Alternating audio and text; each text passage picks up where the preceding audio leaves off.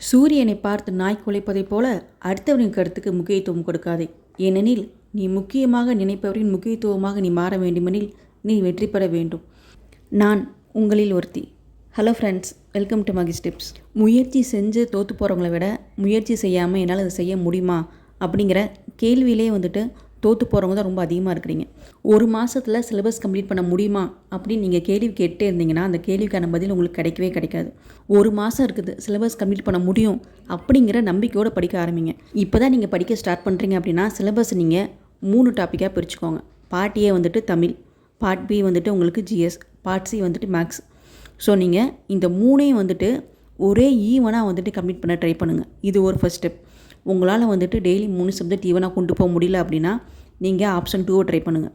Option 2 என்ன அப்படின்னா தமிழில் ஃபஸ்ட் நீங்கள் ஒரு 50% கம்ப்ளீட் பண்ணுங்கள்.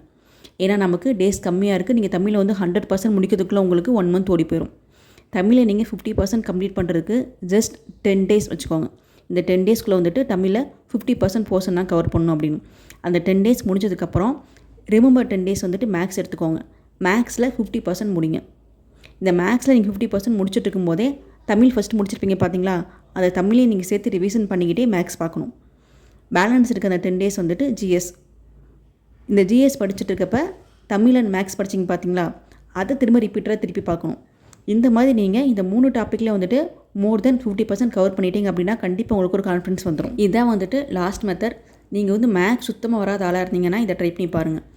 நீங்கள் படிக்க ஸ்டார்ட் பண்ணுறப்ப மேக்ஸ் கொஞ்சம் டிலேவாக படிக்க ஆரம்பிங்க.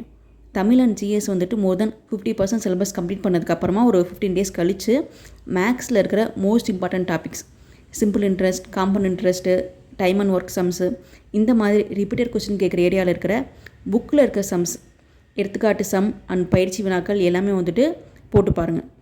அதுக்கப்புறம் ரீசனிங்கில் ரிப்பீட்டட் டாபிக்ஸ் கேட்குறாங்க பார்த்தீங்களா, இந்த மாதிரி மேக்ஸில் ரிப்பீட்டட் டாபிக்ஸ் மட்டும் ஒரு 20 கொஸ்டின்ஸ் ஆன்சர் பண்ணுற மாதிரி நீங்கள் பாருங்கள். நீங்கள் ஆல்ரெடி புக்ஸ் ஃபுல்லாக கம்ப்ளீட் பண்ணிட்டீங்க, சிலபஸ் டாபிக்ஸ் முடிச்சிட்டிங்கன்னா இப்போ ரிவிஷன் பண்ணுறதுக்கு நான் கிறிஸ்டோபா அகாடமியோட உயிர்நாடியை தான் ஃபாலோ பண்ணி ரிவிஷன் பண்ணிகிட்ருக்கேன்.